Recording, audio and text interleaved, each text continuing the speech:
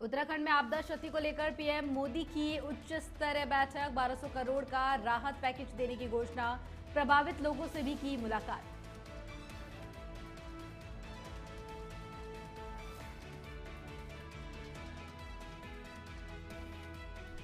आपदा राहत के लिए कांग्रेस की मांग पर बीजेपी का पलटवार। राज्यसभा सांसद नरेश बंसल बोले, आपदा पर राजनीति न करे कांग्रेस, यह पीड़ितों के साथ खड़े रहने का समय।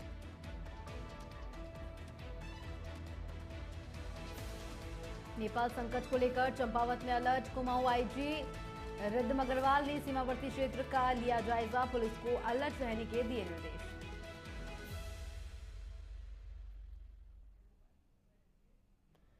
हरिद्वार में युवक ने की लिव इन पार्टनर की हत्या। वारदात के बाद पुलिस के सामने किया सरेंडर। एसीएमओ का ड्राइवर है आरोपी।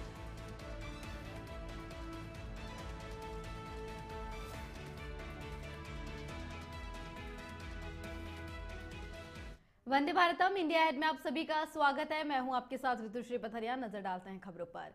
प्रधानमंत्री नरेंद्र मोदी उत्तराखंड में आपदाग्रस्त क्षेत्रों का जायजा लेने पहुंचे। वे भारतीय वायुसेना के विशेष विमान से जॉलीग्रांट एयरपोर्ट पहुंचे, जहां एयरपोर्ट पर मुख्यमंत्री पुष्कर सिंह धामी ने प्रधानमंत्री का स्वागत किया। मौसम अनुकूल न होने के कारण प्रधानमंत्री मोदी का आपदा प्रभावित धराली क्षेत्र के हवाई संरक्षण का कार्यक्रम टल गया। वहीं पीएम ने जॉलीग्रांट एयरपोर्ट स्थित गेस्ट हाउस में उच्च स्तरीय बैठक की। इसके बाद राज्य के विभिन्न क्षेत्रों से आए आपदा प्रभावितों और राहत व बचाव में लगी टीमों के सदस्यों से मुलाकात की। पीएम मोदी आपदा से प्रभावित लोगों से भी मिले।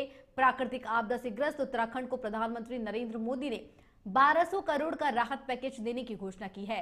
साथ ही मृतकों के परिजनों को 2 लाख रुपए और घायलों को 50,000 रुपए की मदद राशि देने की घोषणा भी की है। केंद्र सरकार ने कहा कि आपदा से निपटने में हर संभव मदद राज्य को उपलब्ध कराई जाएगी।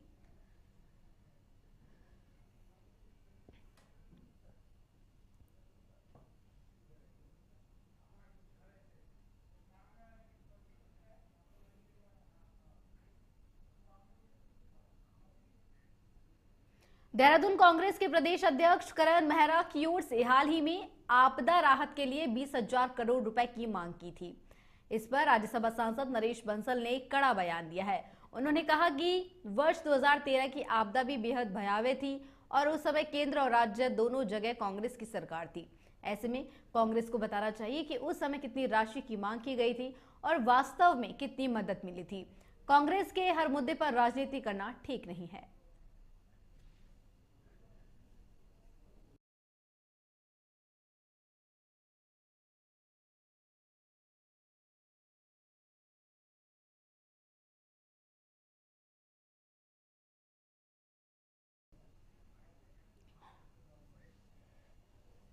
कांग्रेस की जब यहाँ भी सरकार थी और केंद्र में भी थी, 2013 की आपदा आई थी, मैं समझता हूँ बहुत बड़ी आपदा थी। उस समय कितनी कांग्रेस ने मांग की थी और कितनी कांग्रेस को मिली थी, कांग्रेस को यह भी बताना चाहिए। केवल हर मुद्दे पर राजनीति करना ये अच्छा नहीं है। राजनीति के लिए बहुत मुद्दे हैं। इसमें तो कांग्रेस ने राहत कार्य क्या किया, राहत में कहां जुटी, और अगर संवेदनशील है तो उनको बताना चाहिए कि भाई किस प्रकार से आगे के राहत कार्यों में वो अपना योगदान कर सकते हैं।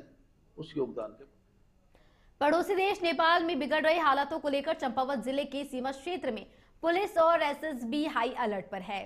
सीमावर्ती क्षेत्रों में हर आने जाने वालों की संघन निगरानी और चेकिंग की जा रही है। वहीं एसपी अजय गणपति के साथ आईजी रिद्धम अग्रवाल ने सीमावर्ती क्षेत्रों की ताजा स्थिति का जायजा लेकर संघन निगरानी किए जाने पर जोर दिया। उन्होंने सीमा में तैनात एसएसबी से तालमेल कर स्थिति पर पैनी नजर रखने के भी निर्देश दिए हैं। तो वे जिलाधिकारी ने बताया कि सहायता के लिए टोल फ्री नंबर भी जारी किए गए हैं। सीमा पर लगातार निगरानी की जा रही है।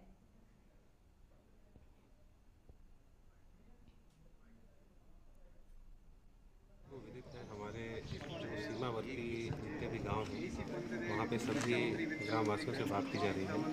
हमारे इंटरनेशनल बॉर्डर्स में वहाँ पे एसएसबी, पुलिस, फॉरेस्ट विभाग के द्वारा लगातार निगरानी जारी है। हम लोगों ने नज़र बनाए रखा है किसी प्रकार की कोई भी अप्रिय घटना ना हो, इसके लिए पूरी जो एहतियात है उसको बरता जा रहा है। इसके अलावा सोशल मीडिया पे भी हम लोगों ने लगातार नज़र बनाई हुई है और कहीं किसी भी प्रकार की शांति व्यवस्था भंग ना हो, इसके लिए आप लोगों के माध्यम से भी हम लोग अपील करते हैं। साथ ही हमारे जो भारतीय नागरिक उस साइड है उनके लिए यहाँ से हम लोगों ने नंबर जारी किए हैं। उन नंबरों पर आप संपर्क करके आपको उस पर सहायता दी जा सकती है। साथ ही भारत सरकार के भी नंबर्स हैं, उनको भी जारी किया गया है। उसको भी सभी जो लोग हैं वो इसको देख सकते हैं, समझ सकते हैं और किसी को कोई तकलीफ ना हो, वो सभी चीज़ें हम लोग सुनिश्चित कर रहे हैं। साथ ही पूरे घटनाक्रम पे लगातार प्रशासन का जो है उस पर नज़र बना हुआ है और हम लोग किसी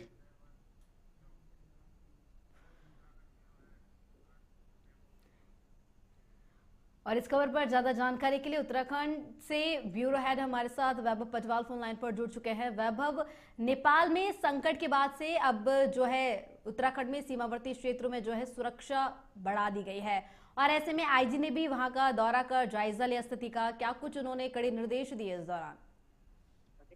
जो पड़ोसी राज्य है, जो पड़ोसी देश है नेपाल, वहाँ पर जो राजनीतिक संकट यहाँ पर आया था, उसके बाद जो वहाँ पर हिंसा वहाँ पर हुई थी, उसके बाद जो उत्तराखंड की जो सीमाएं हैं उनको यहाँ पर बंद कर दिया गया था। जो चौकसी है एसएसपी वो वहाँ पर बढ़ा दी गई है। तमाम दिशा निर्देश यहाँ पर एसएसपी आईटीबीपी को दिए गए हैं। किसी प्रकार की जो हलचल है नेपाल से उत्तराखंड में ना हो पाए, इसके लिए इसके मद्देनजर सभी सुरक्षा यहाँ पर तैनात कर दी गई।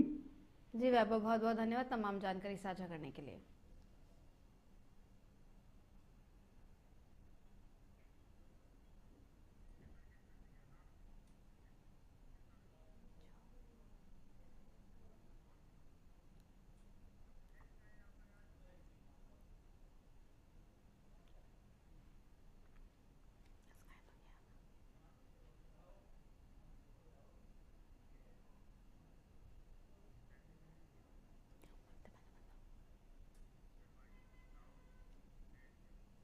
नेपाल की मौजूदा स्थिति पर देहरादून भाजपा के प्रदेश महामंत्री आदित्य कोठारी ने चिंता जताते हुए कहा कि भारत की जनता लोकतंत्र की समर्थक है। भारत का प्रत्येक नागरिक यही चाहता है कि लोकतंत्र की जड़ें मजबूत बनी रहनी चाहिए। यह अपेक्षा हम नेपाल से और अन्य पड़ोसी देशों से भी करते हैं। नेपाल से भारत के रोटी और बेटी जैसे रिश्ते रहे हैं, इसलिए हम भी यही चाहते हैं कि नेपाल में शीघ्र लोकतंत्र स्थापित हो।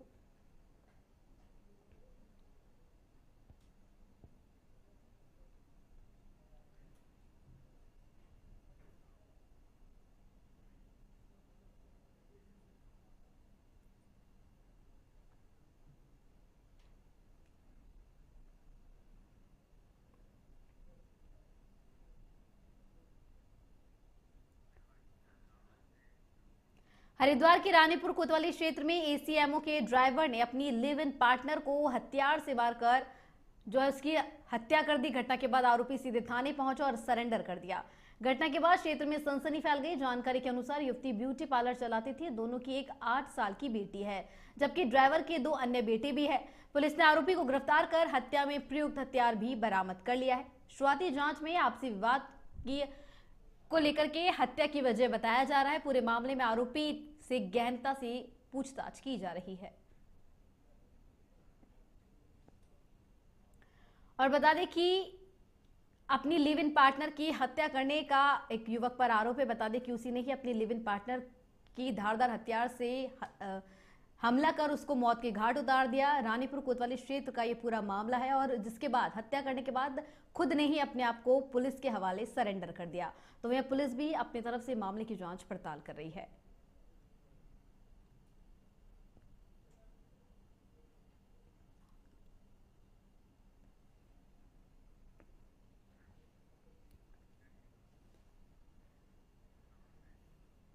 नैनीताल के रामनगर के मोहल्ला गुलरघट्टी नई बस्ती क्षेत्र से किशोर ने फांसी लगाकर आत्महत्या कर ली।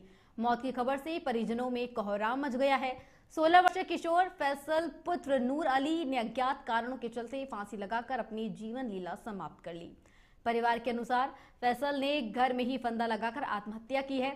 घटना की सूचना पर पहुंची पुलिस टीम ने तुरंत शव को अपने कब्जे में लेकर पोस्टमार्टम के लिए भेज दिया है और जांच पड़ताल शुरू कर दी है।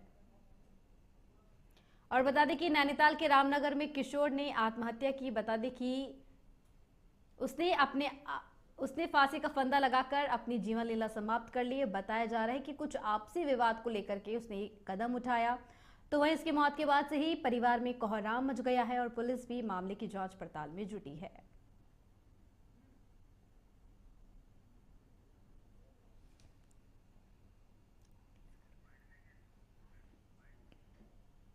नई बस्ती गुलरगट्टी में एक बालक जिसकी उम्र 16 साल है और उसने पारिवारिक कलह के दौरान आत्महत्या कर ली, फांसी लगाकर। शव को कब्जे में लेकर पोस्टमार्टम हेतु भिजवा दिया है और पूरे मामले की जांच की जा रही है। अभी आए थे एक पेशेंट, फैजल नाम है उनका, 16 साल उम्र है, गुलरगट्टी नई बस्ती के रहने वाले हैं वो।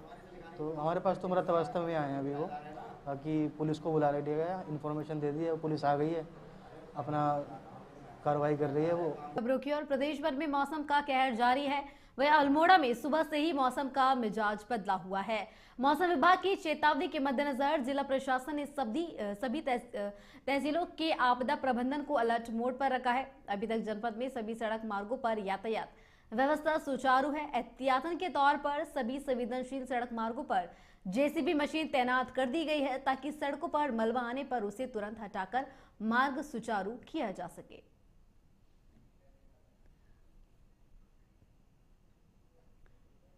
और बता दें कि मौसम विभाग की तरफ से आज भी उत्तराखंड में अलर्ट जारी किया गया है। तो वहीं उत्तराखंड के अल्मोड़ा में भी आपदा प्रबंधन की टीमें अलर्ट मोड पर नजर आई। जगह जगह पर जेसीबी मशीनें वहां पे लगवा दी गई है ताकि अगर रोड खराब हो या रोड किसी भी सड़क पर जो समस्या आती है तो उसको तुरंत सुचारू किया जा सके।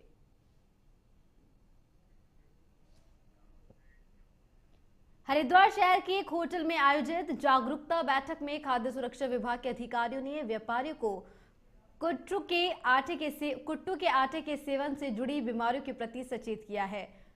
बैठक की अध्यक्षता करते हुए उपायुक्त खाद्य संरक्षा एवं औषधि प्रशासन गढ़वाल RS रावत ने कहा कि विगत वर्ष कुट्टू के आटे के सेवन से कई लोगों की मृत्यु हुई थी, इसलिए यह व्यापारियों को निर्माण, संग्रहण और वितरण के दौरान विशेष सतर्कता बरतनी जरूरी है। उन्होंने निर्देश दिए कि आटे को कभी भी नमी वाली जगह पर न रखा जाए क्योंकि इससे वह दूषित हो सकता है। साथ ही प्रत्येक बैग पर निर्माण तिथि और एक्सपायरी तिथि का अंकन अनिवार्य है। इस अवसर पर जिला खाद्य सुरक्षा अधिकारी महिमानंद जोशी ने भी व्यापारियों से अपील की कि विभागीय निरीक्षण और नमूना संग्रहण में पूरा सहयोग करें और हमेशा पक्के बिलों के आधार पर ही खाद्य पदार्थों की खरीद और बिक्री करें।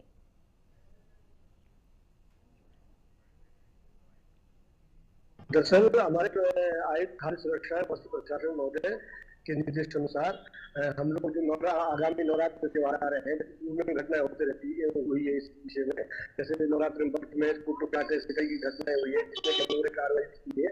उसी के परिप्रेक्ष्य में जागरूक करने के लिए हमने व्यापारियों को जागरूक करने के लिए इससे जुड़े हुए हैं। कुट्टू के आटे का जो सप्लाई करते हैं, निर्माण करते हैं और जो डिस्ट्रीब्यूट करते हैं उनको जागरूक करने के लिए हमने बैठक ली है जिसमें सबको निर्देश दिया गया है किसी तरह का भी अगर आप कुट्टू के आटे को बिक्री करते हैं तो उस पर आप निर्माण तिथि देख लें और कोशिश ये करें कि पैकिंग डेट देख के ही उसका यूज करें और खुला आटा प्रयोग न करें जिससे कि इस तरह की घटनाएं न हो। देखिए, कोई भी त्योहार आता है तो उससे पहले हम सभी व्यापार मंडल वालों को एक निर्देश देते हैं या उनके बीच जो है जन जागरूकता का कार्यक्रम करते हैं ताकि जो है किसी भी तरह से मानकों का अवहेलना न हो या मानकों के अनुरूप जो भी खाद्य पदार्थ बेचे जाए उनका अनुपालन हो सके। तो कल इसी संबंध में हमने जनपद हरिद्वार के जो खाद्य सुरक्षा अधिकारी हमारे हैं और खाद्य की जो पूरी टीम है उसके साथ बैठ करके व्यापार मंडल वालों को समझाया है कि किस तरीके से त्योहार के समय पे जो है किसी भी प्रकार का जो है बाहर से आने वाले खाद्य पदार्थ जो कि स्वास्थ्य के लिए हानिकारक हो सकता है उसके बिक्री पे प्रतिबंध लगाए वो लोग। नैनीताल जिले के कालाडूंगी थाना क्षेत्र के ग्राम बेलफजाव इलाके में एक 13 वर्षीय मासूम किशोर की साइकिल से गिरकर दर्दनाक मौत हो गई। घटना के बाद मृतक के परिजनों में कोहराम मचा हुआ है। तो वहीं पुलिस भी मामले की जांच पड़ताल में जुटी है। रामदत्त जोशी राजकीय संयुक्त चिकित्सालय के चिकित्सक डॉक्टर रोहित ने बताया कि ग्राम बेल पोखरा बेलपड़ाव निवासी 13 वर्षीय हरजीत नाम के एक बच्चे को परिजन उपचार के लिए अस्पताल लेकर आए थे। उन्होंने बताया कि अस्पताल पहुंचने से पहले ही बच्चे की मौत हो चुकी थी। बता दें कि नैनीताल में साइकिल से गिरकर एक मासूम की दर्दनाक मौत हो गई। बता दें कि उसकी गिरते ही परिजन उसको अस्पताल लेकर के पहुंचे, लेकिन रास्ते में ही बच्चे ने दम तोड़ दिया था। कालाढूंगी थाना क्षेत्र के ग्राम बेलपटाव इलाके का ये पूरा मामला है। जी, जैसे कि अभी थोड़ी देर पहले एक हमारे पास बच्चा आया था हरजीत नाम का, जिसकी उम्र 13 साल बताते हैं। ये बच्चा जो था पीरू मदारा के पास था। बताते हैं कि साइकिल चला रहा था, साइकिल चलाते चलाते जमीन पर गिरा है और जिसकी वजह से गर्दन पर चोट आई है जो पंचर वुंड टाइप का है। उसके बाद लगभग 45 मिनट से 1 घंटे बाद